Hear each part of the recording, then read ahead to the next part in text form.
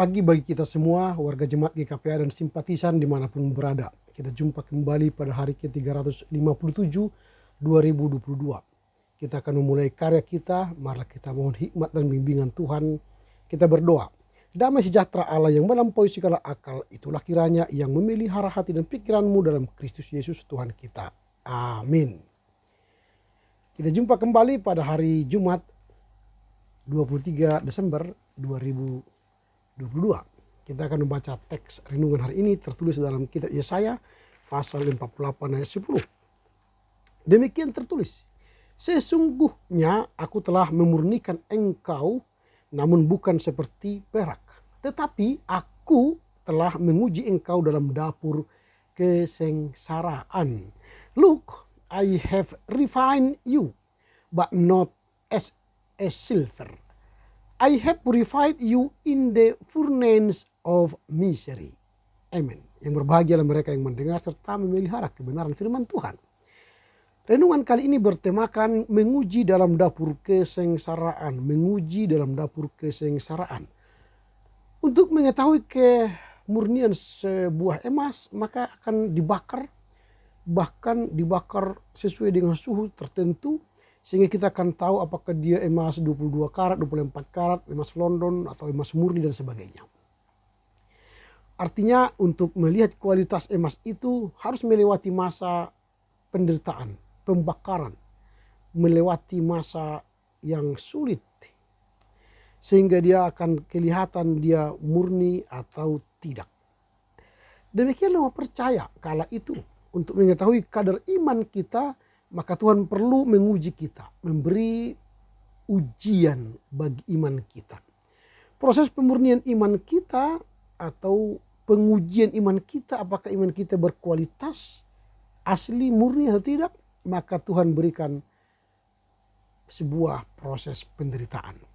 Tetapi tidak seperti perak. Nah, ini yang menarik dari teks ini. Tuhan tidak menguji kita seperti proses pengujian perak, tetapi kita diberi proses pengujiannya dalam dapur kesengsaraan. Dalam dapur kesengsaraan. Tuhan menggunakan kesengsaraan untuk menguji iman kita agar menjadi emas murni atau iman yang murni. Namun karena kasih kemurahan Tuhan, Ia tidak menguji iman kita seperti perak. Mengapa tidak seperti perak? Karena ketika kita diuji seperti perak, maka kita mengalami penderitaan di luar kemampuan kita. Penderitaan yang sungguh melepuhkan diri kita, melepuhkan iman kita. Tapi Tuhan memberi kita pengujian yang mudah dengan dapur kesengsaraan.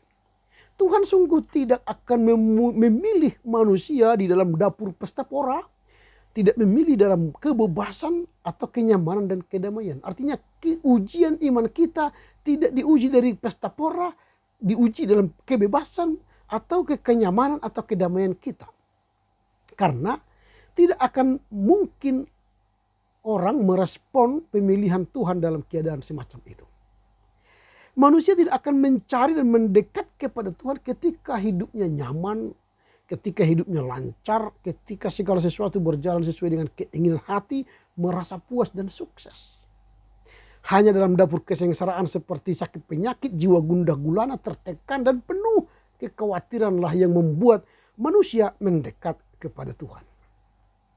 Nah, jika Tuhan pernah menguji bangsa Israel dengan menggunakan berbagai penderitaan seperti tekanan dari bangsa Asyur, bangsa kafir, perlawanan, penawanan, pengusiran atau penghukuman ke Babel, hingga kemusnahan negara, maka Tuhan juga akan menggunakan berbagai macam kesukaran untuk menguji iman kita agar kita menjadi alat yang berkenan dan dapat dipakai oleh Tuhan. Namun harus diingat ujian dari Tuhan masih belum mencapai tahap pengujian semurni perak seperti yang saya katakan tadi. Tuhan akan menghentikan pengujian semacam itu karena khawatir kepanasannya, tingkat kepanasan penderitaannya tidak mampu membuat kita bertahan. Akan membuat kita meleleh, bahkan hancur, terbakar. Jadi segala pengujian yang Tuhan berikan tidak seperti pengujian silver atau perak. Tapi kita diberi pengujian dapur kesengsaraan. Proses pengujian dengan cara dibakar dalam dapur kesengsaraan merupakan tindakan Allah yang lebih lunak. Saya ulangi, lebih lunak. Kalau seperti perak itu lebih kejam dan menderita. Tapi ini lebih lunak dalam dapur kesengsaraan. Sebab jika dimurnikan seperti perak perlu proses lama, ya, proses lama dan tingkat panas yang paling tinggi. Ini gambaran tentang ujian penderitaan yang paling berat. Tetapi kita dimurnikan dalam api dapur kesengsaraan. Berarti tidak berat, ya. Berarti tidak berat. Jadi jika orang percaya alami kesengsaraan, sesungguhnya itu bukanlah ujian yang paling berat. Paulus mengatakan dalam 1 Korintus 10:13, dia berkata pencobaan-pencobaan biasa yang tidak melebihi kekuatan kita. Pencobaan-pencobaan biasa yang tidak melebihi kekuatan kita. Artinya penderitaan yang ada sama kita sekarang itu di bawah kendali kita. Artinya kita mampu melewati, menjalaninya. Tidak seperti pengujian perak yang membuat kita meleleh, melepuh. Tapi ujian kita adalah seperti dapur kesengsaraan, masih bisa kita lampaui. Yang terpenting adalah melalui kesengsaraan itu Allah mau memberikan masa depan yang baru kepada anak-anaknya. Melalui kesengsaraan itu Allah hendak memberikan masa depan yang penuh harapan, masa depan yang baru kepada anak-anaknya. Nah, kata dapur dalam teks ini merujuk pada perapian penderitaan. Kata dapur merujuk pada pengertian perapian. Di setiap rumah pasti kita punya dapur untuk memasak, untuk menggoreng, untuk membakar, supaya kita menyiapkan makanan yang enak, lezat di atas meja makan untuk dinikmati oleh setiap anggota keluarga. Tuhan pakai dapur kesengsaraan berarti kita di tengah rumah tangga pasti ada masalah, bukan? Pasti ada persoalan, penderitaan, bukan? Nah, kita sebagai orang yang percaya di dapur rumah tangga itu, kesengsaraan itu masih bahan mentah.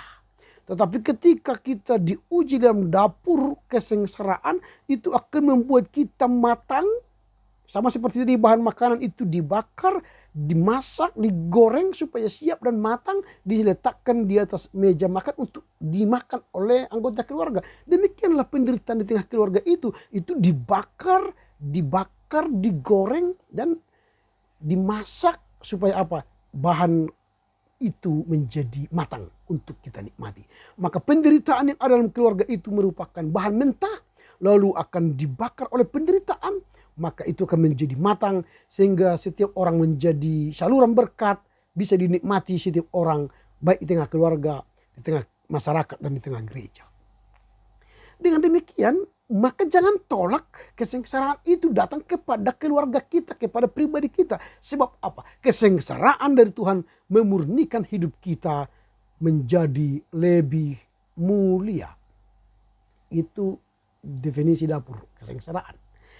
Kata kesengsaraan dalam bahasa Ibrani itu oni, artinya penderitaan, kemalangan dan kemelaratan. Kita diuji bukan dalam kemelaratan, tetapi juga kita tidak hanya diuji dalam kemelaratan, tapi juga diuji dalam panasnya api penderitaan. Allah melakukan ini karena ada sesuatu yang membuat Allah menguji kita dengan panas api atau dapur kesengsaraan itu. Kenapa? Kalau kita baca nanti ayat yang ke-11, Allah memberikan dapur kesengsaraan kepada kita karena kita menajiskan nama Tuhan. Karena kita menajiskan nama Tuhan. Jadi kalau kita menajiskan nama Tuhan, maka kamu akan mendapat pengujian iman dalam dapur kesengsaraan. Secara tidak sadar seringkali kita bersikap mencoreng nama Tuhan. Dalam Yesaya 48 ayat 1, dengarlah firman ini. Hai kaum keturunan Yakub yang menyebut dirinya dengan nama Israel dan yang adalah keturunan Yehuda yang bersumpah demi nama Tuhan dan mengakui Tuhan Allah Israel, tetapi bukan dengan sungguh-sungguh dan dengan tulus hati. Menyebut nama Tuhan tapi bukan dengan sungguh-sungguh dengan tulus hati, tetapi mereka menajiskan nama Tuhan. Maka bagi orang-orang yang menajiskan nama Tuhan, dapur kesengsaraan akan menantinya. Jika engkau tidak mau menerima dapur kesengsaraan, jangan najiskan nama Tuhan. Apa yang disebut dengan menajiskan nama Tuhan? Seringkali kita menyebut nama Tuhan tetapi tidak sungguh-sungguh kita menyebut nama Tuhan, tapi hati kita melakukan kejahatan. Kita menyebut nama Tuhan tapi kita munafik. Kita melakukan tindak jahat. Orang yang menyebut nama Tuhan dengan sungguh-sungguh tentu tidak akan melakukan dosa. Kita menyebut nama Tuhan, Tuhan Yesus, tapi kita melakukan dosa kejahatan, iri dengki. Tapi orang yang menyebut nama Tuhan lalu dia melakukan iri dengki, mereka layak masuk dapur kesengsaraan. Itu sebab Paulus dalam surat 2 Timotius 2:19 mengatakan dasar yang diletakkan Allah itu teguh dan materinya ialah Tuhan mengenal siapa kepunyaannya, dan setiap orang yang menyebut nama Tuhan hendaklah meninggalkan kejahatan. Jadi setiap orang yang menyebut nama Tuhan meninggalkan kejahatan. Jadi orang yang menyebut nama Tuhan hendaklah meninggalkan kejahatan. Nah, kalau kita masih melakukan tindak kejahatan bertentangan dengan firman Tuhan, dapur kesengsaraan menanti saudara dan menanti kita semua. Nah, ketika penderitaan itu datang, sadarilah bahwa Tuhan mau hidup kita seperti Dia. Jadi kalau datang dapur kesengsaraan kepada kita, Tuhan hendak mengingatkan kita supaya kita untuk hidup seperti Tuhan. Tuhan mau kita hidup kudus, berkenan kepadanya. Oleh karena itu, bertobatlah apabila kita diperingatkan olehnya. Tinggalkan hal-hal yang tidak berkenan kepadanya. Kalau kita mau tinggalkan semua hal yang kotor, maka kita tidak akan masuk dalam dapur kesengsaraan. Kalau kita mau meninggalkan semua kejahatan dan dosa, maka kita tidak akan masuk dapur kesengsaraan. Tetapi ingat, apabila kita menyebut nama Tuhan tapi melakukan kejahatan, melakukan dosa, siap-siaplah menerima dapur kesengsaraan. Karena kita seringkali mencoreng nama Tuhan lewat sikap, perkataan, tingkah laku, pemikiran, ide-ide kita yang tidak berkenan bagi Tuhan. Makanya untuk berkenan bagi Tuhan, tinggalkan segala dosa, kejahatan. Karena kita harus melihat bahwa sikap tingkah laku kita menanti hukuman apa yang akan kita terima atau berkat apa yang kita terima. Karena itu, cerminkanlah kemuliaan Tuhan dalam setiap hidup kita. Tingkah laku, tata kata, tata laku, sikap perbuatan kita. Sehingga hidup kita menjadi berkat bagi keluarga, bagi orang lain. Untuk memuliakan Tuhan. Amin. Kita berdoa. Terima kasih Bapa.